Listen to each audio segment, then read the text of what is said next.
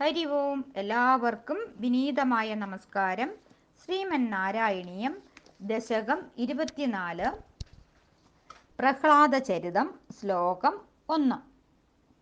ഹിരണ്യാക്ഷേ പോത്രീ പ്രവരവപുഷാ ദേവഭവതാ ഹതേ ശോകക്രോധഗ്ലപിതധൃതിരേതസ്യ സഹജഃ ഹിരണ്യപ്രാരംഭകശുപുരമരാരാധിസദസി പ്രതിജ്ഞാമാതേനേ തവ കില പദാർത്ഥം മുരരിപോ.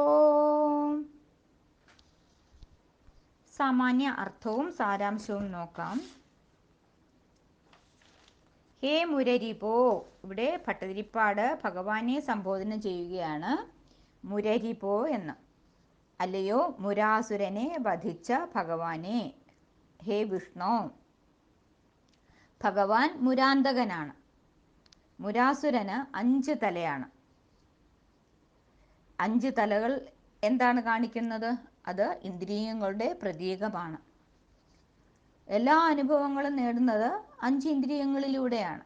അപ്പോൾ ഇന്ദ്രിയ നിഗ്രഹമാണ് ഭഗവാൻ ചെയ്തത്. അല്ലയോ ദേവാ,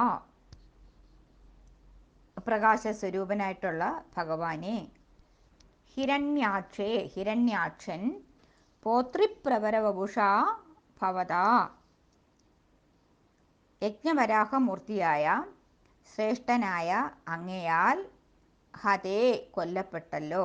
അപ്പോൾ ശോകക്രോധ, ശോകവും ക്രോധവും കൊണ്ട്, ഗ്ലപിതധൃതി, നഷ്ടപ്പെട്ട ധൈര്യത്തോടു കൂടിയവനായി, ധൈര്യം ചോർന്നുപോയി. ആരുടെ? ഏതസ്യ സഹജഃ, ഹിരണ്യാക്ഷന്റെ സഹോദരൻ. ആ സഹോദരന്റെ പേരെന്താണ്? ഹിരണ്യപ്രാരംഭകശുപു, ഹിരണ്യ ശബ്ദം കൊണ്ട് ആരംഭിക്കുന്ന കശുപു. എന്നാൽ എന്താ അർത്ഥം? ഹിരണ്യകശുപു എന്നാണ് അർത്ഥം. അപ്പോൾ ഹിരണ്യാക്ഷന്റെ സഹോദരന്റെ പേര് ഹിരണ്യകശുപു. ആ ഹിരണ്യകശുപു എന്ത് ചെയ്തു?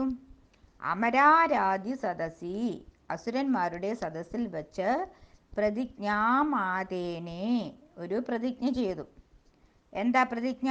തവ പദാർത്ഥം കില, ഭഗവാനെ അങ്ങയെ വധിക്കുമെന്നാണ് പ്രതിജ്ഞ ചെയ്തത്. ഈ ഹിരണ്യാക്ഷനും ഹിരണ്യകശിപുവിൻ്റെയൊക്കെ പൂർവ്വകഥ നമ്മൾ പഠിച്ചതാണ്. ഭഗവാന്റെ ദ്വാരപാലകന്മാരായിരുന്നു ജയവിജയന്മാർ. ഒരിക്കലും ബ്രഹ്മാവിൻ്റെ മാനസപുത്രന്മാരായ സനകാദികൾ ഭഗവാനെ ദർശിക്കാനായിട്ട് വൈകുണ്ഠത്തിലെത്തി.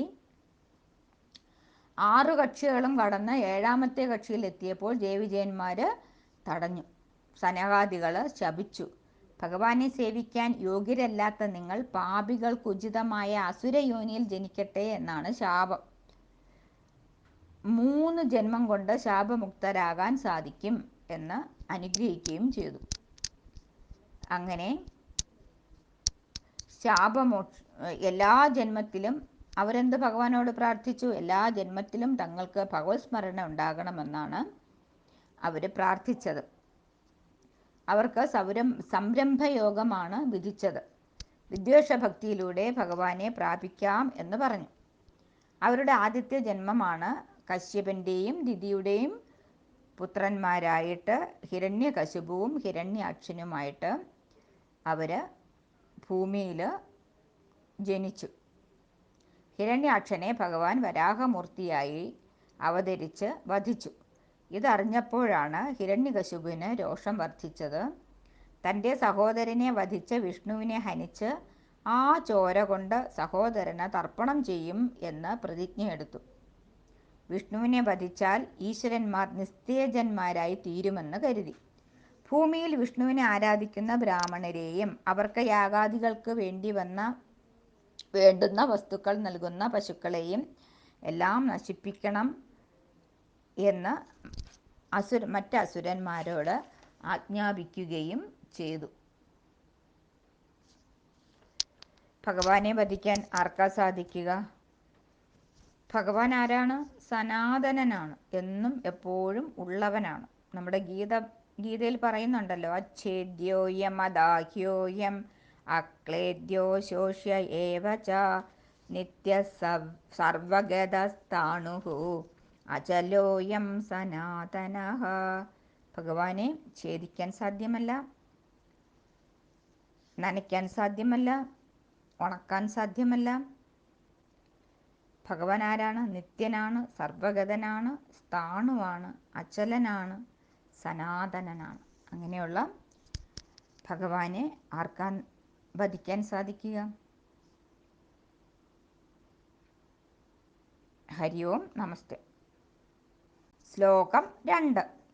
വിധാതാരം ഘോരം സഖലു തപസ്സിത്വാനചിരതഃ പുരഃസാക്ഷാത് കുർവൻ സുരനരമൃഗാദ്യൈരനിധനം വരം ലബ്ധ്വാ ധൃപ്തോ ജഗദിഹ ഭവൻ നായകമിദം പരിക്ഷുന്ദന്നിന്ദ്രാദ അഹരത ദിവം ത്വാമഗണയൻ. സാമാന്യാർത്ഥവും സാരാംശവും നോക്കാം. ഹിരണ്യകശിപു വിഷ്ണുവിനെ വധിക്കാനുള്ള ശക്തി നേടുന്നതിന് വേണ്ടി എന്താ ചെയ്തത്? മന്ദരപർവ്വതത്തിൻ്റെ താഴ്വരയിൽ പോയി ബ്രഹ്മാവിനെ തപസ് ചെയ്തു. വിധാതാരം ബ്രഹ്മാവിനെ, സഹ ഖലു ആ ഹിരണ്യകശിപു, ഘോരം തപസ്സിത്വാ ഘോരമായി അതിഭയങ്കരമായിട്ട് തപസ് ചെയ്തു. നചിരതഃ ബ്രഹ്മാവ് എന്ത് ചെയ്തു? ഒട്ടും താമസിക്കാതെ വളരെ പെട്ടെന്ന് വേഗത്തിൽ പുരഹ ആ ഹിരണ്യകശിപുവിൻ്റെ മുൻപിൽ സാക്ഷാത് കുർവൻ പ്രത്യക്ഷപ്പെട്ടു. എന്നിട്ട് ചോദിച്ചു, വത്സ ചോദിക്കൂ, എന്ത് വരമാണ് വേണ്ടത്? അവൻ ബ്രഹ്മാവിനോട് ആവശ്യപ്പെട്ടു, അമരനാവണം, മരണമില്ലാതിരിക്കണം എന്ന് പറഞ്ഞു. അപ്പം ബ്രഹ്മാവ് പറഞ്ഞു, അത് പറ്റൂല. പിന്നെ ചോദിച്ചു, എന്നാൽ പിന്നെ സുരനരമൃഗാദ്യൈഹി അനിധനം, സുരന്മാരാലും നരന്മാരാലും മൃഗങ്ങൾ തുടങ്ങിയവയാലും മരണമില്ലാതിരിക്കണം. ഇത്രയും മാത്രമല്ല ചോദിച്ചത്. പിന്നെ എന്തൊക്കെയാ ചോദിച്ചത്? ബ്രഹ്മാവിൻ്റെ സൃഷ്ടിയിലുള്ള ഒന്നുകൊണ്ടും തനിക്ക് മരണമുണ്ടാവരുത്. ഭൂമിയിൽ വച്ചോ, ആകാശത്ത് വച്ചോ, അകത്ത് വച്ചോ, പുറത്ത് വച്ചോ, രാത്രിയിലോ പകലോ, മനുഷ്യരാലോ മൃഗങ്ങളാലോ, ജീവനുള്ളത് കൊണ്ടോ ആയുധങ്ങൾ കൊണ്ടോ ജീവനില്ലാത്തത് കൊണ്ടോ എനിക്ക് മരണം സംഭവിക്കരുത് എന്ന വരമാണ് ഹിരണ്യകശിപു ബ്രഹ്മാവിനോട് ചോദിച്ചു വാങ്ങിയത്. അങ്ങനെ ഹിരണ്യകശിപു മരിക്കാതിരിക്കാനുള്ള എല്ലാ വഴികളും അടച്ചു. എന്നിട്ട് ബ്രഹ്മാവ് എന്ത് ചെയ്തു? വരം കൊടുത്തിട്ട് സ്ഥലം വിടുകയും ചെയ്തു. വരം ലബ്ധ്വാ ധൃപ്തഃ, ആ വരത്തെ നേടിയിട്ട് അസുരൻ എന്ത് ചെയ്തു? ധൃപ്തഃ അഹങ്കാരിയായിട്ട് തീർന്നു. ഇഹ ഭവത് നായകമിതം ജഗത്, ഈ ലോകത്തിൽ ഭഗവാൻ നായകനായിരിക്കുന്ന ഈ ലോകത്തെ പരിക്ഷുന്ദൻ പീഡിപ്പിച്ചു, ദുഃഖിപ്പിച്ചു, കഷ്ടപ്പെടുത്തി, എല്ലാവിധത്തിലും ദ്രോഹിച്ചു. ത്വാം അഗണയൻ ഭഗവാനെ നിസാരനായിട്ട് കരുതി. ഇന്ദ്രാത് ദിവം അഹരത, ഇന്ദ്രനിൽ നിന്നും സ്വർഗത്തെ അപഹരിച്ച് കീഴടക്കി. ഹിരണ്യകശിപു ആകട്ടെ അതികഠിനമായ തപശ്ചര്യയിൽ മുഴുകി. വളരെ താമസിയാതെ തന്നെ ബ്രഹ്മാവ് പ്രത്യക്ഷപ്പെട്ടു. ദേവന്മാർ, മനുഷ്യർ, മൃഗങ്ങൾ തുടങ്ങിയവയിൽ നിന്നും തനിക്ക് മരണമുണ്ടാകരുതെന്ന് വരം വാങ്ങി. വരലാഭത്താൽ അഹങ്കാരിയായി തീർന്ന അവൻ ഭഗവാൻ നാഥനായ ജഗത്തിനെ പീഡിപ്പിക്കുകയും ഭഗവാനെ തൃണവത് ഗണിച്ച് ഇന്ദ്രലോകം പോലും ആക്രമിച്ച് തൻ്റെ അധീനതയിൽ കൊണ്ടുവരികയും ചെയ്തു. ഹരി ഓം നമസ്തേ. ശ്ലോകം 3. നിഹന്തും ത്വാം ഭൂയസ്തവ പദമവാപ്തസ്യ ചരിപോഃ ബഹിർദൃഷ്ടേരന്തർദതിതഹൃദയേ സൂക്ഷ്മവപുഷാം നതന്നുച്ചൈസ്തത്രാപ്യഖില ഭുവനാന്തേജ മൃഗയൻ ഭിയാ യാതം മത്വാ സഖലു ജിതകാശീനുവവൃതേ. സാമാന്യ അർത്ഥവും സാരാംശവും നോക്കാം. ബ്രഹ്മാവിൽ നിന്നും വരം കിട്ടിയപ്പോൾ ഹിരണ്യകശിപുവിൻ്റെ അഹങ്കാരം വർദ്ധിച്ചു, സ്വർഗം കീഴടക്കി. ഇനി വിഷ്ണുവിനെ നിഗ്രഹിക്കാൻ വൈകുണ്ഠത്തിലേക്ക് ചെന്നു. ഭൂയഹ പിന്നീട് ത്വാം നിഹന്തും ഭഗവാനെ അങ്ങയെ കൊല്ലുന്നതിനു വേണ്ടി തവ പദം അവാപ്തസ്യ അങ്ങയുടെ സ്ഥാനത്തിൽ, അതായത് വൈകുണ്ഠത്തിൽ അവൻ എത്തിച്ചേർന്നു. ഭഗവാൻ എന്ത് ചെയ്തു? ബഹിർ ദ്രഷ്ടേ,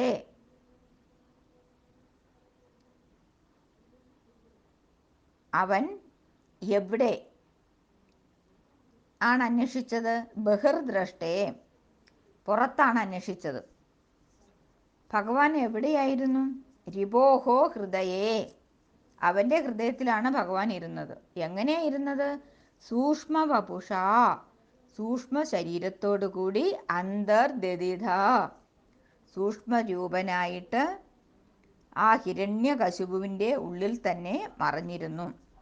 അസുരനല്ലേ, അതുകൊണ്ട് ഉള്ളിലേക്ക് നോക്കില്ലല്ലോ. ഭഗവാനെ പുറത്തന്വേഷിച്ചാൽ കിട്ടുമോ? നമ്മുടെ ലളിതാ സഹസ്രനാമത്തിൽ ദേവിയുടെ ഒരു പേരുണ്ട്, അന്തർമുഖ സമാരാധ്യ ബഹുർമുഖ സുദുർലഭ. അതായത് അന്തർമുഖന്മാരായവർക്കേ ദേവിയെ ദർശിക്കാനായിട്ട് സാധിക്കൂ, ബഹിർമുഖന്മാർക്ക് ദേവിയെ കിട്ടില്ല, സുദുർലഭമാണ്. നമ്മുടെ സ്വാമി ചിന്മയാനന്ദ ഗുരുനാഥൻ ഒരു കഥ പറയാറുണ്ട്. ബോംബെയിൽ നിന്ന് തിരുവനന്തപുരത്തേക്ക് പുറപ്പെട്ട ഒരു ട്രെയിനിൽ ഒരു ബിസിനസ്സുകാരൻ ധാരാളം പണവുമായിട്ട് കയറി. ഒരു കള്ളൻ ഇത് കണ്ടു, ഇയാളുടെ കയ്യിൽ പണമുണ്ട്. രാത്രി വരെ കാത്തിരുന്നു. രാത്രിയായി, ബിസിനസ്മാൻ ഉറങ്ങി. കള്ളൻ എല്ലായിടവും തപ്പി നോക്കി, പണമൊന്നും കിട്ടിയില്ല. നേരം വെളുത്തു. കള്ളൻ അന്വേഷിച്ചു, നിങ്ങൾ എവിടെയാ കാശ് സൂക്ഷിച്ചത്? അത് നിങ്ങളുടെ തലയണയുടെ അടിയിലായിരുന്നു. അപ്പോൾ അവൻ്റെ തലവണ ആയതുകൊണ്ട് ആ കള്ളൻ്റെ തലയണയുടെ ഉള്ളിൽ കള്ളൻ നോക്കില്ല, മറ്റുള്ളവരിലാണ് തപ്പുന്നത്. ഇതുപോലെയാണ്, അവനവൻ്റെ ഉള്ളിൽ ആരും തിരിഞ്ഞു നോക്കാറില്ല. ഭഗവാൻ എവിടെയാണ് ഇരിക്കുന്നത്? എല്ലാവരുടെയും ഉള്ളിൽ അന്തര്യാമിയായിട്ടിരിക്കുന്ന ഭഗവാനെയാണ് ഹിരണ്യാക്ഷൻ പുറത്ത് അന്വേഷിച്ചത്.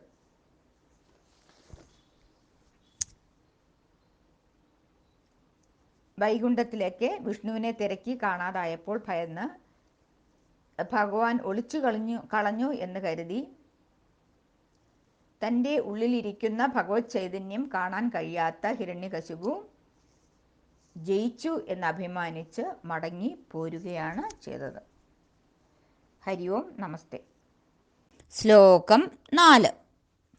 തതോസ്യ പ്രഹ്ലാദ സമജനിസുതോ ഗർഭവസതൗ മുനേർവീണാപാണേരധിഗതഭവദ്ഭക്തിമഹിമാ സ വൈ ജാത്യാ ദൈത്യ ശിശുരപി സമേത്യത്വയി രതിം ഗതസ്ത്വദ്ഭക്താനാം വരദ പരമോദാഹരണതാം.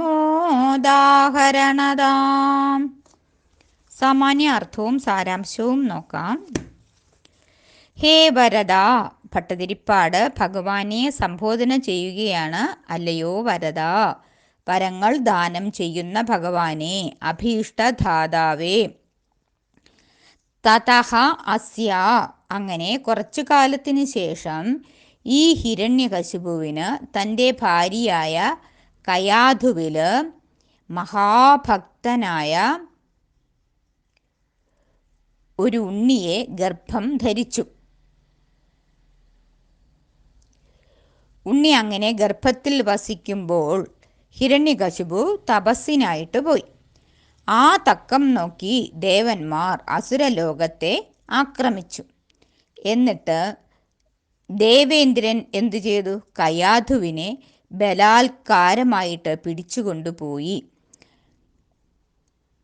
വഴിയിൽ വച്ച് നാരദ മഹർഷി കണ്ടു. നാരദൻ പറഞ്ഞു, കയാധുവിൻ്റെ ഉള്ളിൽ പരമഭക്തനായ ഭാഗവതോത്തമനായ ഉണ്ണിയാണ് വളരുന്നത്, അതുകൊണ്ട് ഇവളെ കൊല്ലരുത് എന്ന് പറഞ്ഞു. ഇന്ദ്രൻ എന്തു ചെയ്തു? കയാധുവിനെ വിട്ടയച്ചു. ഉടനെ ദേവർഷിയായ നാരദൻ കയാധുവിനെ തൻ്റെ ആശ്രമത്തിലേക്ക് കൊണ്ടുപോയി. ഗർഭസ്ഥനായ ശിശുവിന് ആത്മതത്വവും ഭാഗവതധർമ്മവും ഉപദേശിച്ച് കൊടുത്തു. അങ്ങനെ ഗർഭവസതോ പ്രഹ്ലാദൻ ഗർഭത്തിലിരിക്കുമ്പോൾ തന്നെ വീണാപാണേഹേ വീണാപാണിയായ നാരദൻ എന്ന മുനിയിൽ നിന്ന് അധിഗത ഭവൽഭക്തി മഹിമ നിന്തിരുവടിയുടെ ഭക്തിയുടെ മാഹാത്മ്യം നല്ലവണ്ണം മനസ്സിലാക്കി. അതാണ് ഗർഭിണികൾ സത്സംഗങ്ങളിൽ പങ്കെടുക്കണം, ശാസ്ത്രം പഠിക്കണം, പുരാണങ്ങൾ കേൾക്കണം എന്നൊക്കെ പറയുന്നത്.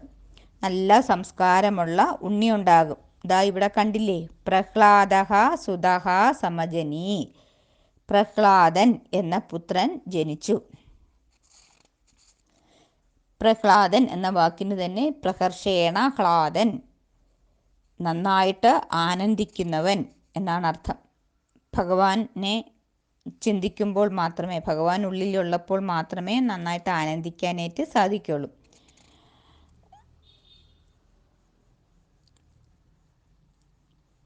ആ ഉണ്ണി സഹ വൈ ജാത്യാ ദൈത്യഃ ശിശുഃ അഭി, ആ ഉണ്ണിയാകട്ടെ അസുര ഉണ്ണിയായിരുന്നിട്ടും ജനിച്ചത് അസുര ഉണ്ണിയായിട്ടാണ് ജനിച്ചത്. ജനനം കൊണ്ട് അസുരനാണ്, അതുപോലെ തന്നെ ഇപ്പോൾ ശിശുവുമാണ്. എങ്കിലും ത്വയിരതിം സമേത്യ, ഭഗവാനെ അങ്ങയിൽ എന്തെന്നില്ലാത്ത ഭക്തി ഉണ്ടായി. എന്നിട്ട് ത്വദ്ഭക്താനാം പരമോദാഹരണതാം, ഭഗവാന്റെ ഭക്തന്മാരിൽ വച്ച് അഗ്രേസരനായി തീരുകയും ചെയ്തു. ഭക്തന്മാർക്ക് മാതൃകയായി തീർന്നു. ഭക്തന്മാർക്ക് ഉത്തമ ഉദാഹരണമാണ് പ്രഹ്ലാദൻ. പ്രഹ്ലാദൻ്റെ ഭക്തി മറ്റുള്ളവർക്ക് കൂടി മാതൃകയാകത്തക്കവണ്ണം അഗാധവും തീവ്രവും നിഷ്കാമവും സർവസമർപ്പണവും ഉള്ളതായിട്ട് തീർന്നു. ഗർഭസ്ഥ ശിശുവായിരിക്കുമ്പോൾ തന്നെ കുട്ടികൾക്ക് ആധ്യാത്മിക വിഷയങ്ങൾ ഗ്രഹിക്കാൻ കഴിയും എന്ന കാര്യത്തിൽ ഒരു സംശയവുമില്ല. അതുപോലെ തന്നെ മഹാഭാരതത്തിൽ സുഭദ്രയുടെ ഗർഭസ്ഥ ശിശുവായ അഭിമന്യു ചക്രവ്യൂഹത്തിൽ കയറാൻ പഠിച്ച കഥയും നമുക്കറിയാം. അപ്പോൾ ഗർഭിണികൾ കേൾക്കുന്നതും പറയുന്നതും എല്ലാം തൻ്റെ ഉള്ളിൽ വളരുന്ന കുഞ്ഞിനെ കൂടി ബാധിക്കും എന്നുള്ളതുകൊണ്ട് ഗർഭാവസ്ഥയിലെ ഉപദേശങ്ങൾ ഒക്കെ കേൾക്കുകയും പറയുകയും ചെയ്ത് നമ്മുടെ കുഞ്ഞുങ്ങളെ സന്മാർഗത്തിലേക്ക്, നന്മയുടെ മാർഗത്തിലേക്ക് എത്തിക്കാൻ കഴിയുമാറാകട്ടെ എന്ന് പ്രാർത്ഥിച്ചുകൊണ്ട് ഈ ശ്ലോകം ഭഗവത്പാദങ്ങളിൽ സമർപ്പിക്കുന്നു. ഹരി ഓം നമസ്തേ. ശ്ലോകം 5.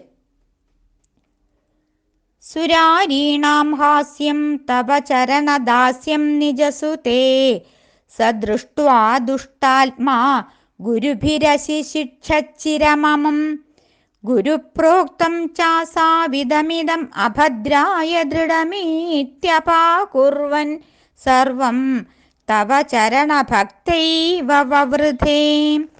സാമാന്യ അർത്ഥവും സാരാംശവും നോക്കാം. ഈ ശ്ലോകത്തിൽ പ്രഹ്ലാദൻ്റെ ഭക്തിദാർഢ്യത്തെക്കുറിച്ചാണ് പറയുന്നത്.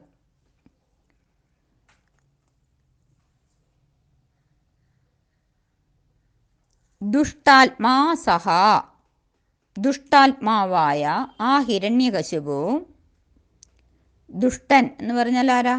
സത്തിനെ അറിയാത്തവർ, അസത്തുക്കളായവർ, അവർ, അങ്ങനെയുള്ള ആ ദുഷ്ടനായിട്ടുള്ള ഹിരണ്യകശിപു നിജസുതേ, തൻ്റെ പുത്രനായ പ്രഹ്ലാദനിൽ കുഞ്ഞായിരുന്നപ്പോൾ മുതലേ അസുരന്മാർക്ക് ചേരാത്ത പ്രവൃത്തികളാണ് കണ്ടത്.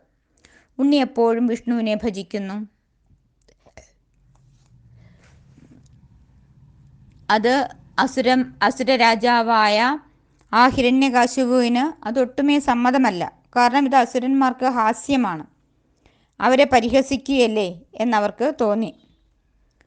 സുരാരീണാം ഹാസ്യം, അസുരന്മാർക്ക് നിന്ദ്യമായ, തവ ചരണദാസ്യം, ഭഗവത് സേവ തൻ്റെ പുത്രൻ ചെയ്യുന്നത് കണ്ടിട്ട്, ദൃഷ്ട്വാ കണ്ടിട്ട് എന്തു ചെയ്തു? ഗുരുഭിഹി, ഗുരുക്കന്മാരെ കൊണ്ട്, അമം ചിരം, ഈ പ്രഹ്ലാദനെ വളരെ കാലം അശിശിക്ഷത, പഠിപ്പിച്ചു. ഈ അധ്യാപകരാരാണ്? ശുക്രാചാര്യൻ്റെ മക്കളായ ചണ്ടാമാർക്കന്മാരാണ്. ഷണ്ടൻ സാറും അമർക്കൻ സാറും. അവരുടെ പാഠശാലയുടെ പേരാണ് നിർഗുണ പാഠശാല. ഹിരണ്യകശിപു നാസ്തിക വിദ്യാലയം. അങ്ങനെ ആ ഷണ്ടാമാർക്കന്മാരിൽ നിന്നും അസൗച ഈ ഉണ്ണിക്ക് എന്ത് മനസ്സിലായി? ഗുരുപ്രോക്തം സർവം, ഗുരുക്കന്മാർ പഠിപ്പിച്ചത് മുഴുവനും ഇതമിതം അഭദ്രായ ദൃഢം, അമംഗളമായതാണ്, നന്മയുള്ളതല്ല, നിശ്ചയം എന്ന് തീർച്ചയാക്കിയിട്ട് അപാകുർവൻ, ഇത് സ്വീകരിക്കാൻ പറ്റിയതല്ല എന്ന് മനസ്സുകൊണ്ട് തള്ളിക്കളഞ്ഞു. അവർ പറയുന്നതൊന്നും ശരിയല്ല, സ്വീകരിക്കാൻ പാടില്ല എന്ന് മനസ്സിലാക്കിയിട്ട് ആ പ്രഹ്ലാദ ബാലൻ ഗുരുക്കന്മാർ ഉപദേശിച്ചു കൊടുത്തത് എല്ലാം തള്ളിക്കളഞ്ഞു. ഭഗവാനിൽ ഭക്തി ഉണ്ടാകാതിരിക്കത്തക്ക ഒരു ഉപദേശവും പ്രഹ്ലാദൻ സ്വീകരിച്ചതേയില്ല. തവ ചരണഭക്തിയായേവ, ഭഗവാനെ പ്രഹ്ലാദൻ അവിടുത്തെ തൃപ്പാദ ഭക്തിയോടുകൂടി തന്നെ വവൃധേ വളർന്നു വന്നു. ഗർഭാവസ്ഥയിൽ നാരദ മഹർഷി പറഞ്ഞത് പ്രഹ്ലാദൻ്റെ മനസ്സിൽ നിറഞ്ഞു നിന്നു. ഇവിടെ അസുരന്മാരും ദേവന്മാരും ശത്രുക്കളാണ്. ദേവാധിപനും ലോകാധിപനുമായിട്ടുള്ള വിഷ്ണുവിനെ പൂജിക്കുന്നത് അതിനാൽ അസുരരാജാവായ ഹിരണ്യകശിപുവിന് ഒട്ടും തന്നെ സമ്മതമല്ല. അത് അസുരന്മാരുടെ അഭിമാനത്തിന് തന്നെ ക്ഷത ഉണ്ടാക്കുന്നതാണ്. അതുകൊണ്ട് അങ്ങനെയൊന്നും സംഭവിക്കാതിരിക്കാൻ അസുരഗുരുവായ ശുക്രാചാര്യൻ്റെ പുത്രന്മാരായ ഷണ്ടാമാർക്കന്മാരെ തന്നെ മകനെ പഠിപ്പിക്കാനായിട്ട് നിയോഗിച്ചു. അവർ വളരെ കാലം പ്രഹ്ലാദനെ പഠിപ്പിച്ചു. പക്ഷേ അവയൊക്കെ ലൗകിക വിഷയങ്ങളെ സംബന്ധിക്കുന്ന അറിവുകൾ ആയിരുന്നു. പരമഭാഗവതനും ചതുർത്ഥ പുരുഷാർത്ഥത്തെ കൊതിക്കുന്നവനുമായ പ്രഹ്ലാദൻ അവർ പറഞ്ഞുകൊടുത്ത അറിവുകൾ എല്ലാം അമംഗളകരങ്ങൾ തന്നെ എന്ന് മനസ്സിലാക്കിയിട്ട് അവയെല്ലാം തള്ളിക്കളഞ്ഞു. എന്നിട്ട് പൂർവാധികം ഭക്തിയുള്ളവനായിട്ട് പ്രഹ്ലാദൻ വളർന്നു വന്നു.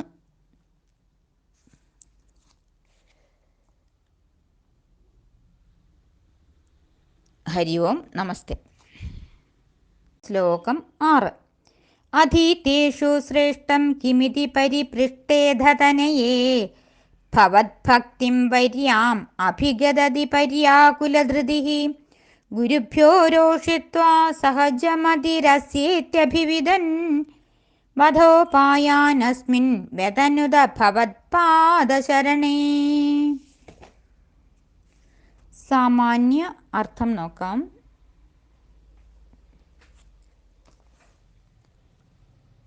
ഇവിടെ ഒരിക്കൽ ഗുരുകുലത്തിൽ നിന്ന് വന്ന തൻ്റെ ഉണ്ണിയെ ഹിരണ്യകശിപു മടിയിലെടുത്തിരുത്തി തലോടി ലാളിച്ചുകൊണ്ട് ചോദിച്ചു, അധീതേഷു ശ്രേഷ്ഠം കിം ഇതി പരിപൃഷ്ടം.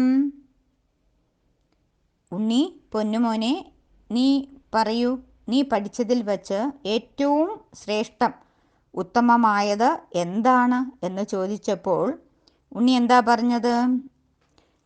തനയേ ഭവൽഭക്തിം വര്യാം.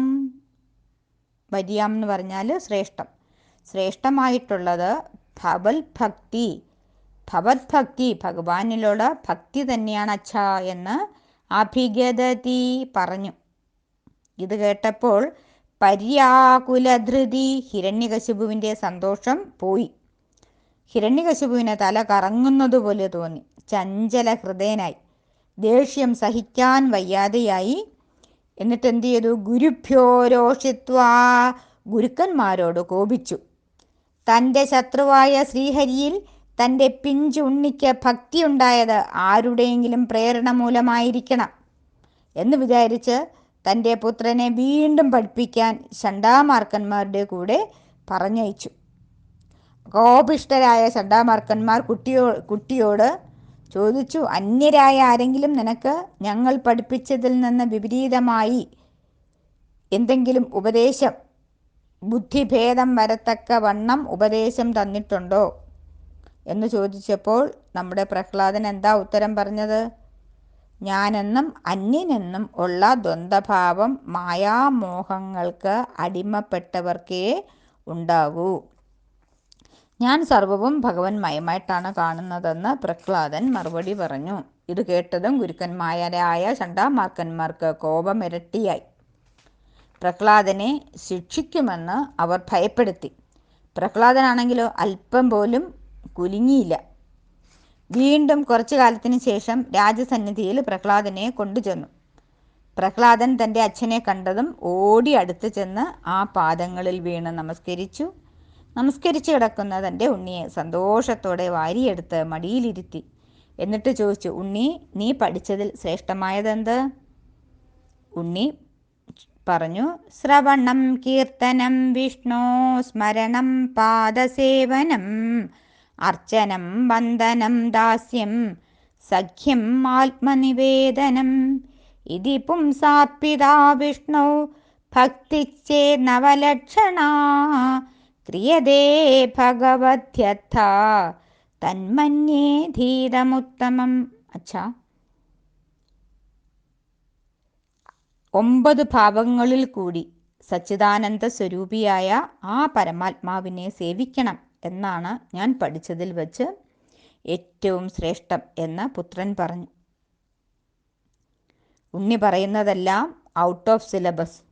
ഇത് കേട്ടപ്പോൾ ക്രോധത്തോടുകൂടി ഹിരണ്യകശിപു തൻ്റെ ഉണ്ണിയെ മടിയിൽ നിന്നും എടുത്ത് ദൂരത്തേക്ക് വലിച്ചെറിഞ്ഞു. ചണ്ടാമാർക്കന്മാരെ അത്യധികം കഠിനമായിട്ട് ശാസിച്ചു. ഭയത്താൽ അവർ കിടുകിടെ വിറച്ചുകൊണ്ട് രാജാവിനോട് ഉണർത്തിച്ചു, ഹേ രാജൻ, ഇതൊന്നും ഈ കുട്ടിയെ ഞങ്ങളാരും പഠിപ്പിച്ചതല്ല. ഇതെല്ലാം അസ്യ സഹജമതി, അവന് ജന്മനാ കിട്ടിയതാണ്.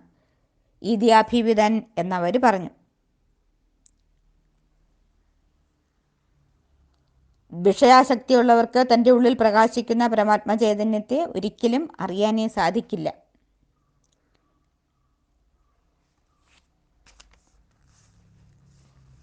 ആ ഉണ്ണിക്ക് ഇത് സ്വാഭാവികമായിട്ടുള്ള ബുദ്ധിയാണ്, ജനിച്ചപ്പോഴേ ഉണ്ടായ ബുദ്ധിയാണ് കാരണം എന്ന് ആ ഗുരുക്കന്മാര് ഹിരണ്യകശിപുവിനോട് പറഞ്ഞു. കാരണം എന്താ? ജയവിജയന്മാരാണല്ലോ ഹിരണ്യാക്ഷനും ഹിരണ്യകശിപുവും. അവർ ഭഗവാന്റെ പരമഭക്തന്മാരായിരുന്നു. അവരായിരുന്നു വൈകുണ്ഠത്തിലെ ദ്വാരപാലകന്മാർ. അവരാണ് ഇപ്പോൾ ശാപം മൂലം അസുരന്മാരായത്. അവരുടെ ഉള്ളിൽ ഭക്തി അവരുടെ ഉള്ളിലെ ഭക്തിയാണ് ഈ കുട്ടിക്കും ഉണ്ടായത്. അത് സ്വാഭാവികം മാത്രം. പിന്നെ നാരദ മഹർഷിയുടെ ഉപദേശം ഗർഭത്തിൽ വെച്ച് തന്നെ കേട്ടതാണല്ലോ. ഇനി ഹിരണ്യകശിപുവിന് ദേശഭക്തി വർദ്ധിക്കണമെങ്കിൽ ഭഗവത് ഭക്തന്മാരെ വിദ്വേഷിക്കണം. മാത്രമല്ല അവർക്ക് കഠിനമായ ദണ്ഡം ഏൽപ്പിക്കുകയും വേണം. ഇതൊക്കെ വേഗം ശാപമോക്ഷം നേടാനുള്ള മാർഗങ്ങളാണ്. അതുകൊണ്ട് ഹിരണ്യകശിപു എന്തു ചെയ്തു? ഭവൽപാദശരണേ അസ്മിൻ വധോപായാൻ വദനുത, ഭഗവാന്റെ പാദങ്ങളെ ശരണം പ്രാപിച്ചു നിൽക്കുന്ന ആ പിഞ്ചു ബാലനെ വധിക്കാനുള്ള മാർഗങ്ങൾ പ്രയോഗിച്ചു. ഭഗവത്പാദങ്ങളെ ശരണം പ്രാപിച്ച് ശാന്തനായി നിൽക്കുന്ന പ്രഹ്ലാദ ബാലനെ വധിക്കാനായിട്ടാണ് ആ കോപാന്ധനായിട്ടുള്ള ഹിരണ്യകശിപു ഭൃത്യന്മാരോട് ആജ്ഞാപിച്ചത്. ഭഗവത്പാദങ്ങളെ ശരണം പ്രാപിച്ച ആർക്കെങ്കിലും വധിക്കാൻ സാധ്യമാണോ? ഒരിക്കലുമില്ല. ആ അംബരീഷൻ്റെ കഥ നമുക്കറിയാമല്ലോ. അംബരീഷ മഹാരാജാവിനെ ആ ദുർവാസാവിനെ വല്ലതും ചെയ്യാൻ സാധിച്ചോ? രാജാവ് നിന്നിടത്ത് നിന്ന് അനങ്ങിയത് പോലുമില്ല. ദുർവാസാവിനെ ആ സുദർശന ചക്രം 3 ലോകത്തും ഇട്ട് ഓട്ടിച്ചില്ലേ? അഹം ഭക്തപരായണ, ഞാൻ ഭക്തന്മാരുടെ ദാസനാണ്. അതാണ് ഭക്തി. എന്തെല്ലാം കഷ്ടപ്പാടുണ്ടായാലും ഭഗവത്പാദങ്ങളെ മുറുകെ പിടിക്കുക. തൻ്റെ ഭക്തനെ ഭഗവാൻ ഒരിക്കലും കൈവെടിയുകയില്ല. ഹരി ഓം നമസ്തേ. ശ്ലോകം 7. സശൂലൈരാവിദ്ധ സുബഹുമധിതോ ദിഗ്ഗജഗണൈഃ മഹാസർപ്പൈർദഷ്ടോപ്യനശനഗരാഹാരവിദുദഃ ഗിരീന്ദ്രാവക്ഷിപ്തോപ്യഹഃ പരമാത്മന്നൈ വിഭോ ത്വയി നസ്താത്മത്വാദ് കിമപി ന നിപീഡാമഭജതാ സാമാന്യ അർത്ഥവും സാരാംശവും നോക്കാം. ഈ ശ്ലോകത്തിൽ ഭട്ടതിരിപ്പാട് ഭഗവാനെ സംബോധന ചെയ്യുകയാണ്. ഐ പരമാത്മൻ, അല്ലയോ പരമാത്മസ്വരൂപനായ ഭഗവാനെ, വിഭോ എങ്ങും നിറഞ്ഞു നിൽക്കുന്ന ഭഗവാനെ. ഇവിടെ ഭട്ടതിരിപ്പാട് തന്നെ അഹഹ എന്ന് പറയുകയാണ്. ആശ്ചര്യം ആശ്ചര്യം. ആ പ്രഹ്ലാദ ബാലനെ തൻ്റെ അച്ഛൻ്റെ ആജ്ഞപ്രകാരം എന്തൊക്കെയാ ചെയ്തത് ഭഗവാനെ? ശൂലൈരാവിദ്ധ, ശൂലൈഹി ആവിദ്ധ, ശൂലങ്ങൾ കൊണ്ട് കുത്തി മുറിക്കപ്പെട്ടു.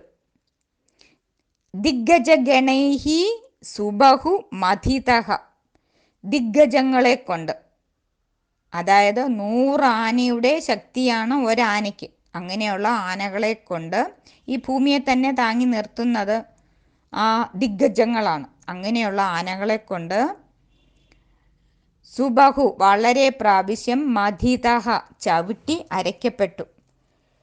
മഹാസർപ്പൈഹി ദഷ്ടഃ അപി, മഹാസർപ്പങ്ങളെ കൊണ്ട് കടിപ്പിച്ചു. ഇത്രയും മാത്രമല്ല, പിന്നെ എന്തൊക്കെയാ ചെയ്തത്? ആനാശാന ആഹാരം കൊടുത്തില്ല, പട്ടിണിക്കിട്ടു. കൊടുത്തത് എന്തായിരുന്നു? ഗരാഹാര വിദുത, കൊടുത്തത് വിഷം കലർത്തിയ ആഹാരം.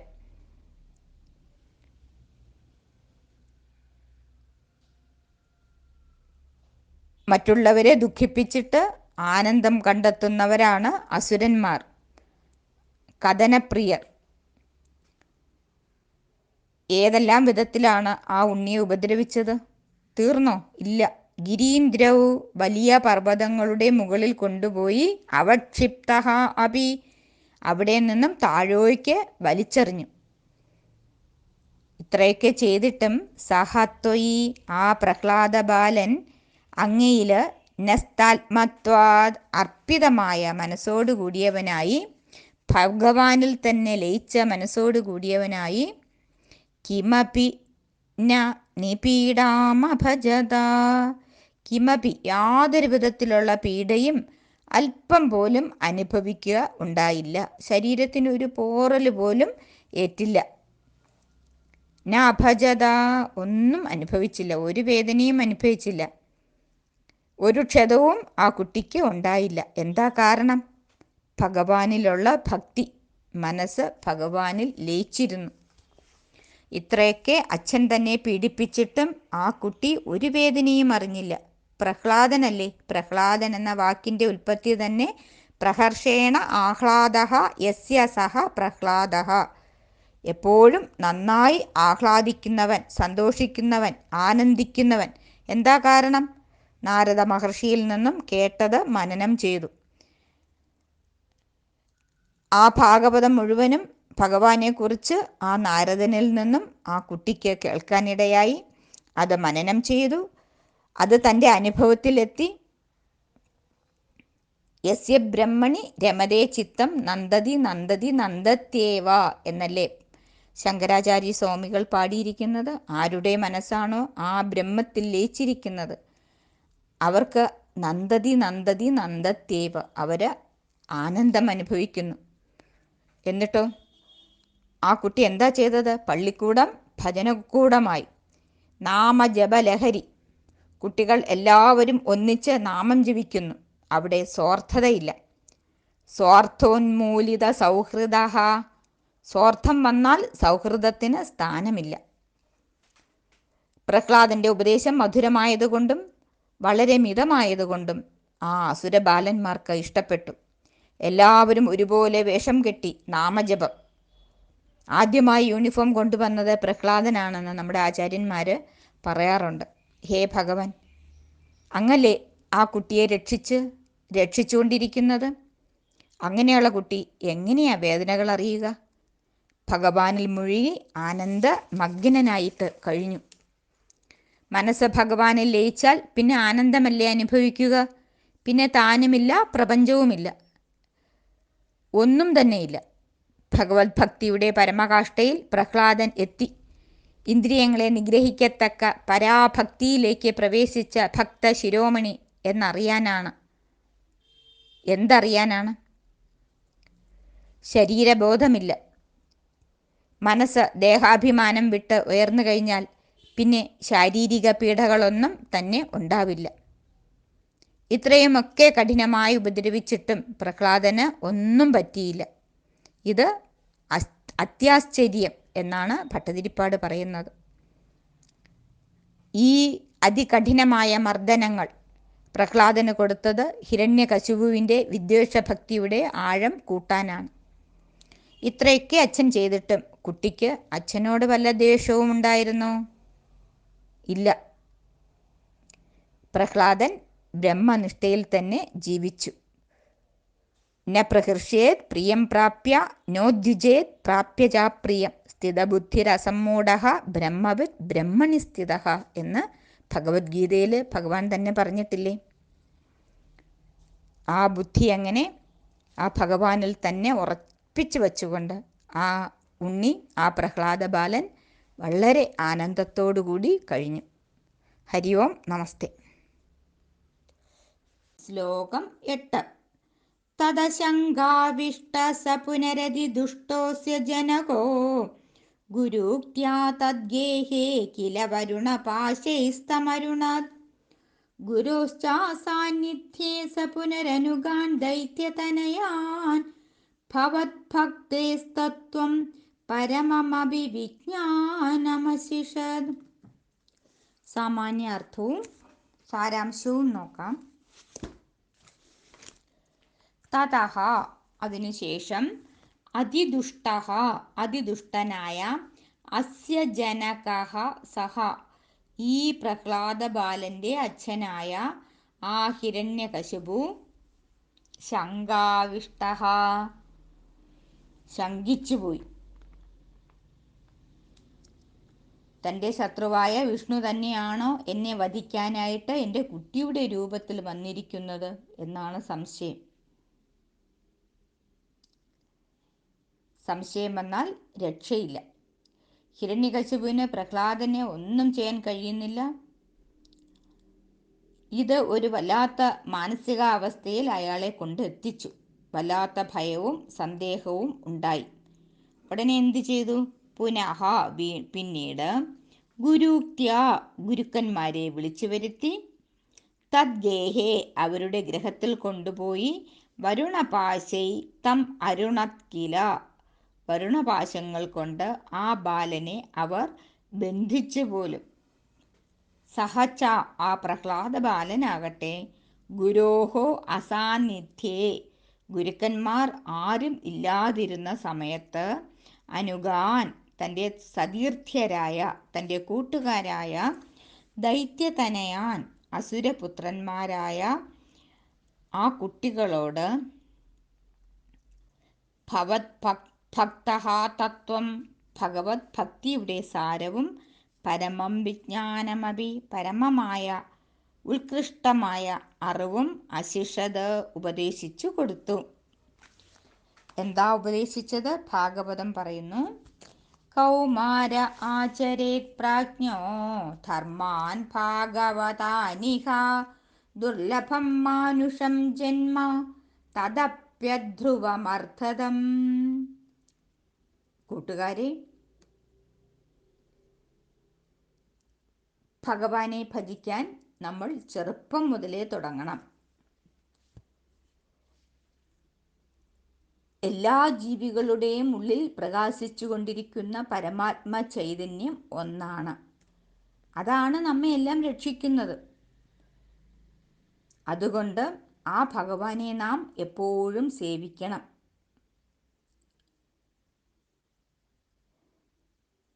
ഭാഗവത ധർമ്മം അനുഷ്ഠിക്കുകയും വേണം. ഭഗവത് പ്രാപ്തിക്ക് സഹായകമായ എല്ലാ കർമ്മങ്ങളും ഭാഗവത ധർമ്മമാണ്. അവർക്ക് വിശ്വാസം വരാനായിട്ട് തൻ്റെ അനുഭവം തന്നെ പറഞ്ഞു കൊടുത്തു. അസുരബാലന്മാർ എല്ലാവരും കൂടി ഉത്സാഹത്തോടെ ഭഗവത് നാമം ജപിക്കാൻ തുടങ്ങി. ഓം നമോ നാരായണായ. എല്ലാവരും ആനന്ദം അനുഭവിച്ചു. കൂട്ടുകാരെ, ഏറ്റവും നല്ല സമയം ഇതാണ്. ചൊട്ടയിലെ ശീലം ചുടല വരെ എന്നല്ലേ? ലൗകിക സുഖത്തിന് വേണ്ടി ആയുസ് കളയേണ്ട ആവശ്യമില്ല. അത് കഴിഞ്ഞ ജന്മത്തിൽ ചെയ്ത സുകൃതം ദുഷ്കൃതം അനുസരിച്ച് നമുക്ക് വരികയും പോവുകയും ചെയ്യും. ഒരു മനുഷ്യൻ്റെ ആയുസ് എത്രയാണ്? പൂർണ്ണം വർഷശതം ആയുഹു പുംസോ വർഷശതം ആയുഹു. 100 വർഷമാണ് ഒരു മനുഷ്യൻ്റെ ആയുസ്. ഒരു നിമിഷവും നമ്മൾ വ്യർത്ഥമാക്കി കളയരുത്. മോക്ഷോപായ ജ്ഞാനമാണ് പ്രഹ്ലാദൻ തൻ്റെ കൂട്ടുകാർക്ക് ഉപദേശിച്ചു കൊടുത്തത്. 2 ഗുരുക്കന്മാരും ഇല്ലാത്ത സമയം അസുരബാലന്മാരെ പ്രഹ്ലാദൻ വിളിച്ച് ഭക്തിയുടെ മഹത്വവും പരമമായ ബ്രഹ്മജ്ഞാനവും ഉപദേശിച്ചു കൊടുത്തു. അവരെയും ഈശ്വരഭക്തി ഉള്ളവരാക്കി തീർത്തു. അധ്യാത്മചിന്ത അവർക്കും ഉണ്ടായി എന്നർത്ഥം. ഹരി ഓം നമസ്തേ. ശ്ലോകം 9. പിതാ ശൃണ്വൻ ബാലപ്രകരമഖിലം ത്വസ്തുതി പരം രുഷാന്ധപ്രാഹൈനം കുലഹതക കസ്തേ ബലമിതി ബലം മേ വൈകുണ്ഠ സ്തവ ച ജഗതാം ചാപി സബലം സ ഏവ ത്രൈലോക്യം സകലമിതി ധീരോയമഗതീർ. സാമാന്യാർത്ഥവും സാരാംശവും നോക്കാം. പ്രഹ്ലാദ ബാലൻ്റെ ഉപദേശം കേട്ടിട്ട് അഖിലം ബാലപ്രകരം എല്ലാ ബാലന്മാരും സകല കുട്ടികളും ത്വസ്തുതി പരം വിഷ്ണുവിനെ ഭജിക്കുന്നു. ഭഗവാനെ ഗുരുവായൂരപ്പ, അങ്ങയെ സ്തുതിക്കുന്നതിൽ താല്പര്യമുള്ളവരായി ദൈത്യബാലന്മാർ തീർന്നിരിക്കുന്നുവെന്ന് ആര് കേട്ടു? പിതാ ശൃണ്വൻ, അച്ഛനായ ഹിരണ്യകശിപു കേട്ടു. എന്നിട്ട് എന്തു ചെയ്തു? രുഷാ അന്ധഃ, എന്തെന്നില്ലാത്ത കോപം കൊണ്ട് അന്ധനായി തീർന്നു. എന്തു ചെയ്യണമെന്നറിയാതെയായി. പ്രഹ്ലാദനെ വിളിച്ചു. എന്താ വിളിച്ചത്? ഹേ കുലഹതക, എടാ കുലദ്രോഹി, കുലത്തെ നശിപ്പിക്കുന്നവനെ. കഹ തേ ബലം ഇതി ഏനം പ്രാഹ, ആരടാ നിന്റെ ബലം എന്ന് ഇവനോട് ചോദിച്ചു. അപ്പോൾ ആ ഉണ്ണി എന്തു പറഞ്ഞു? അച്ഛാ മേ ബലം വൈകുണ്ഠഃ, എൻ്റെ ബലം സാക്ഷാത് വൈകുണ്ഠസ്വാമിയാണ്. സാക്ഷാത് വിഷ്ണുവാണച്ഛാ എൻ്റെ ബലം. സാക്ഷാത് ശ്രീ ഭഗവാൻ എൻ്റെ മാത്രം ബലമല്ല, തവച, അങ്ങയുടെ ബലവും ഭഗവാനാണ്. അതുമാത്രമല്ല, ജഗതാം ച അപി സഹ ബലം, ഈ മുഴുവൻ ലോകങ്ങളുടെയും ബലം ഭഗവാൻ തന്നെയാണച്ഛാ. ഈ ഭഗവാൻ ആരാ? സഹ ഏവ ത്രൈലോകം, ഈ 3 ലോകമായി വിരിഞ്ഞിരിക്കുന്നതും ആ ഭഗവാൻ തന്നെയാണച്ഛാ. ഈ ത്രൈലോക്യം മുഴുവനും ഭഗവാൻ നിറഞ്ഞിരിക്കുന്നു. ഇതി ധീരഃ അയം സകലം അഗതീത് എന്ന് ധീരനായ പ്രഹ്ലാദൻ എല്ലാം തുറന്നു പറഞ്ഞു. നിർഭയനായിക്കൊണ്ട് ഭാഗവതോത്തമനായ പ്രഹ്ലാദൻ ചിരിച്ചുകൊണ്ടാണ് പറഞ്ഞത്. അസുരബാലന്മാരെല്ലാം ഭഗവാനെ സ്തുതിക്കാനായിട്ട് താല്പര്യം കാണിച്ചപ്പോൾ പ്രഹ്ലാദൻ തൻ്റെ വംശത്തെ പോലും നശിപ്പിക്കുകയാണെന്ന് ചിന്തിച്ച് കോപിക്കുകയും നിനക്കാരാണ് ഈ ബലം എന്ന് ഹിരണ്യകശിപു ചോദിക്കുകയും ചെയ്തു. തനിക്കും അച്ഛനും ജഗത്തിനും ബലം വൈകുണ്ഠൻ തന്നെ. മാത്രവുമല്ല, ഈ 3 ലോകവും പരമാത്മസ്വരൂപനായ നാരായണനല്ലാതെ മറ്റൊന്നുമല്ല എന്ന് പ്രഹ്ലാദൻ മറുപടി പറഞ്ഞു. പ്രഹ്ലാദൻ വളരെ വിനയത്തോടു കൂടിയാണ് അച്ഛനോട് മറുപടി പറഞ്ഞത്. എന്താ കാരണം? വിദ്യാദദാതി വിനയം, വിദ്യ കൊണ്ട് നേടേണ്ടത് വിനയമാണ്. ദേവന്മാർ പോലും ഭക്തിക്ക് മാതൃകയായിട്ട് പ്രഹ്ലാദനെയാണ് ചൂണ്ടിക്കാണിക്കുന്നത്. നമ്മൾ ഭാഗവതത്തിൽ പറയുന്നുണ്ട്, പ്രഹ്ലാദ നാരദ പരാശര പുണ്ടരീക. പ്രഹ്ലാദന് ആ ഭഗവത് ഭക്തന്മാരിൽ 1-ാം സ്ഥാനമാണ് കൊടുത്തിരിക്കുന്നത്. പ്രഹ്ലാദനെ പഠിപ്പിച്ച നാരദന് 2-ാം സ്ഥാനമേ ഉള്ളൂ. തൻ്റെ ശിഷ്യനെക്കുറിച്ച് പറയാൻ ഗുരുനാഥന് 100 നാവ്, എത്ര പറഞ്ഞാലും മതി വരില്ല.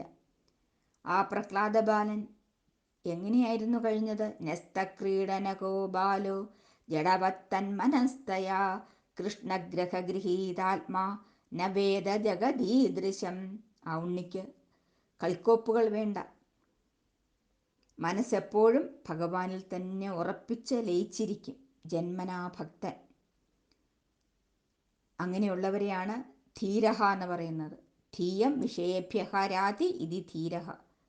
ബുദ്ധി ഭഗവാനിൽ തന്നെ ഉറപ്പിച്ചു നിർത്തുന്നവർ, എല്ലാ വിഷയങ്ങളെയും പിൻവലിക്കുന്നവർ.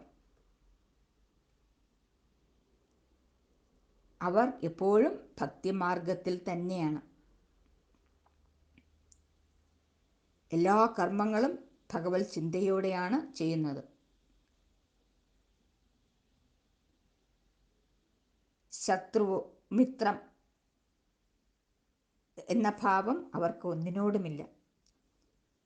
സംഘമില്ലാത്തത് കൊണ്ട് എല്ലാവരെയും തുല്യരായി കണ്ടുകൊണ്ട് എല്ലാ കർമ്മങ്ങളും ഈശ്വരാർപ്പണവും നിഷ്കാമവും പ്രസാദ ബുദ്ധിയോടെയും ആണ് അവർ ചെയ്യുന്നത്. അങ്ങനെയുള്ള ആ ഭാഗവതോത്തമനായിട്ടുള്ള ആ ബാലൻ തൻ്റെ അച്ഛനോട് വളരെ വിനയപൂർവം മറുപടി പറഞ്ഞു. എല്ലാവർക്കും നന്മയുണ്ടാകട്ടെ എന്ന് പ്രാർത്ഥിച്ചുകൊണ്ട് എൻ്റെ വാക്കുകൾ ഭഗവാനിൽ സമർപ്പിക്കുന്നു. ഹരി ഓം നമസ്തേ. ശ്ലോകം 10. അരേ കോസൗ കോസൗ സകല ജഗദാത്മാ ഹരിരിതി പ്രഭിന്ദേ സ്മ സ്തംഭം ചലിതകരവാളോ ദിദിസുതഃ അധഃപശ്ചാത് വിഷ്ണോ നഹി വദിതുമീശോസ്മി സഹസാ കൃപാത്മൻ വിശ്വാത്മൻ പവനപുരവാസിൻ മൃഢയമാം. സർവത്ര ഗോവിന്ദനാമ സങ്കീർത്തനം. ഗോവിന്ദ ഗോവിന്ദ. സാമാന്യ അർത്ഥം നോക്കാം.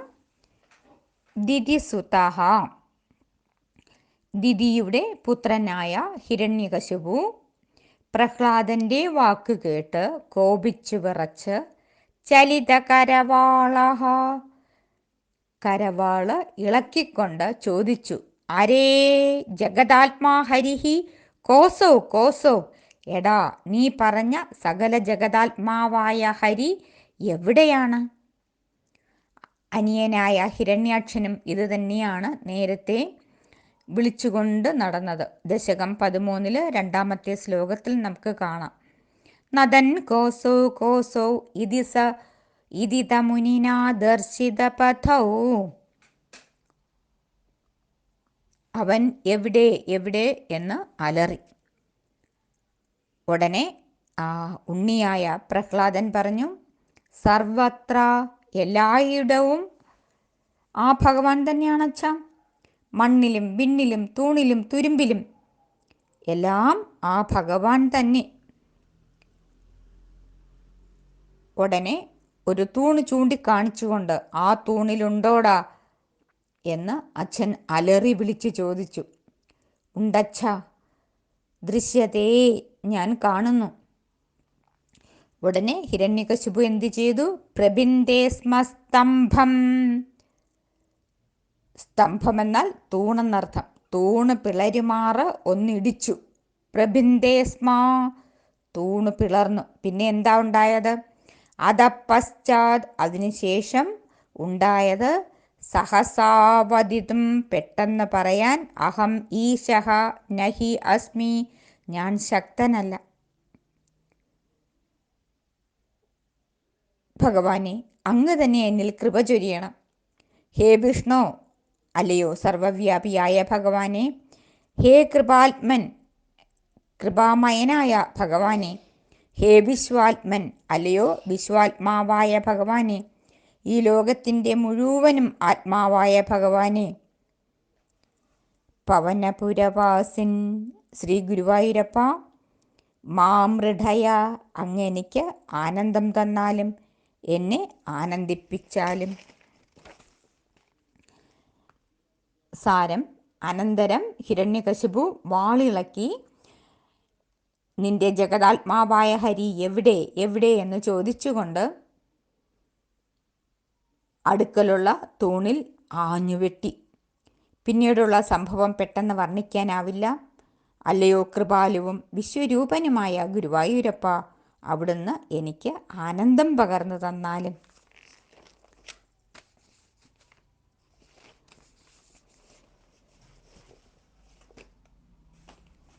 ഇവിടെ കോസോ കോസോ എന്ന ആവർത്തനം ഹിരണ്യകശിപുവിൻ്റെ കോപാവേശം കൂടുതൽ പ്രകാശിപ്പിക്കുന്നു. ഹിരണ്യകശിപു വാളിളക്കിയത് പ്രഹ്ലാദൻ്റെ കഴുത്ത് വെട്ടാനായിരുന്നു. വിഷ്ണു സർവ്വവ്യാപിയാണെങ്കിൽ ഈ തൂണിലുണ്ടോ എന്ന് പരീക്ഷിക്കാൻ വേണ്ടി മുഷ്ടി കൊണ്ട് തൂണിലിടിച്ചു. അപ്പോൾ അവിടെയുണ്ടായ ഭീഷണ ശബ്ദവും ഭീഷണ രൂപാവിർഭാവവും ഭക്തിമയ ഭാവനയിൽ സാക്ഷാത്കരിച്ച ഭട്ടതിരിപ്പാടിൻ്റെ ഭാവതന്മയീഭാവം ഏറ്റവും മനോഹരമായി ഇവിടെ ആവിഷ്കരിക്കപ്പെട്ടിരിക്കുന്നു. ഈ ദശകം അവസാനിപ്പിച്ചിട്ടുള്ളത് അതിസുന്ദരമായിട്ടാണ്. ഇനി അടുത്ത ദശകത്തിൽ നരസിംഹാവതാരമാണ്. നമ്മൾ 24-ാമത്തെ ദശകം പൂർത്തിയാക്കി ഭഗവത് പാദങ്ങളിൽ സമർപ്പിക്കുകയാണ്. എല്ലാവർക്കും ഭഗവാന്റെ അനുഗ്രഹം ഉണ്ടാകട്ടെ. ഹരി ഓം നമസ്തേ.